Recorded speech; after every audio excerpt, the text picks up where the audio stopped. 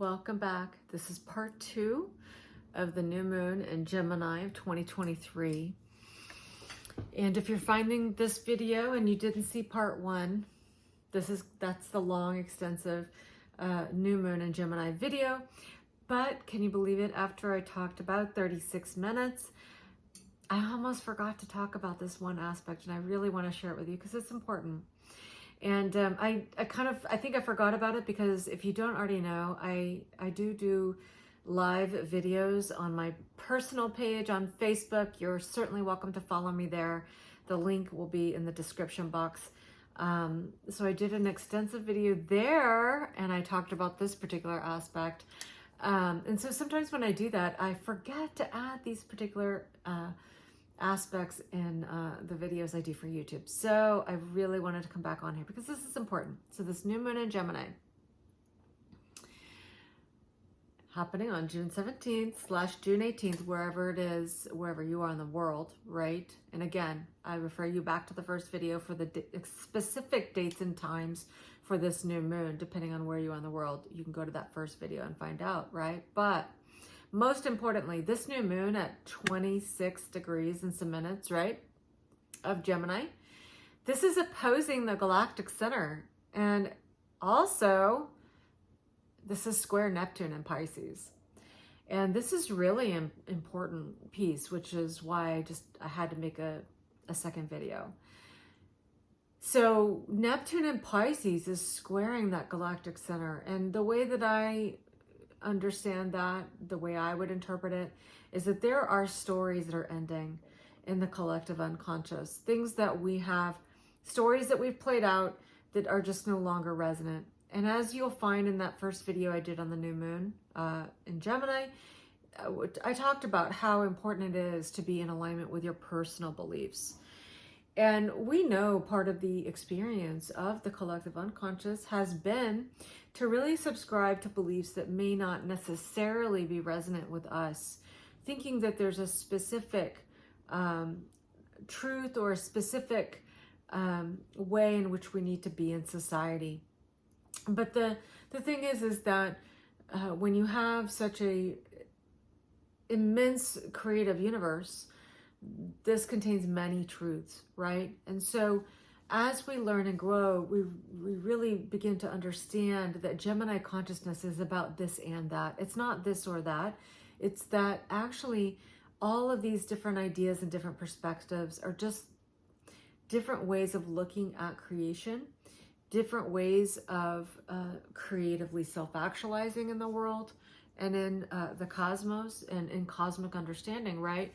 So as we learn and grow, we recognize that there are going to be different beliefs and different belief systems than our own, and we can honor that as we honor our own as well, and recognize that our beliefs are actually the things that support our structures of reality. They're really coming from the inside out, and that we are all meant to creatively self-actualize that which we personally love, that which personally supports our own light, so that we can be a contributor of light in the world, so that we can grow love in the world.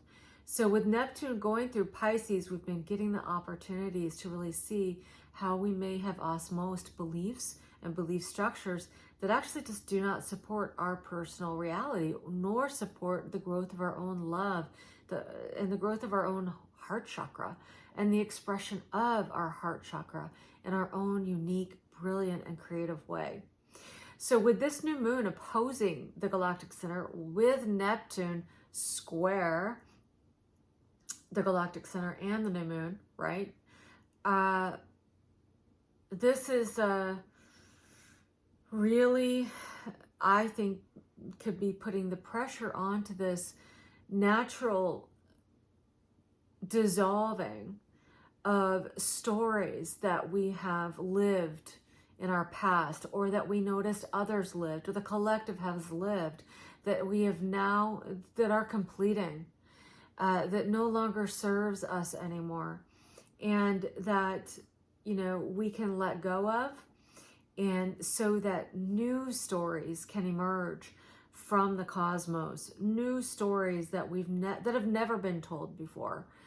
And maybe that has to do with our own personal story that hasn't been told before, but now we're ready to tell.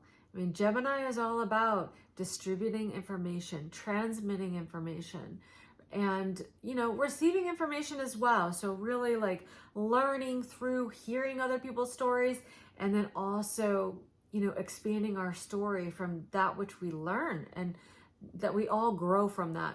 Others grow from our story, our experiences, and vice versa. So I just wanted to be sure to talk about that piece. And so this is part 2. I'm going to make it real brief because that first video was about 36 minutes long. So I just wanted to add this particular part of this new moon chart because it is very important in my opinion, because it is exactly opposing the galactic center and square Neptune and Pisces. And Neptune and Pisces, it won't be there for a whole lot longer. It's in the last 3 degrees of Pisces. So we have this time. You know, Neptune takes 164 years to come back to this point in the sky. So this is very important, especially when we're having a new moon or any of the lunations that are in a square or aspecting this Neptune is really important right now, because it gives us the opportunity to dissolve belief structures that are no longer resonant, that do not support our creative self-actualization. Very, very important, as Pluto, also an outer planet, will move into Aquarius and remain for 20 years.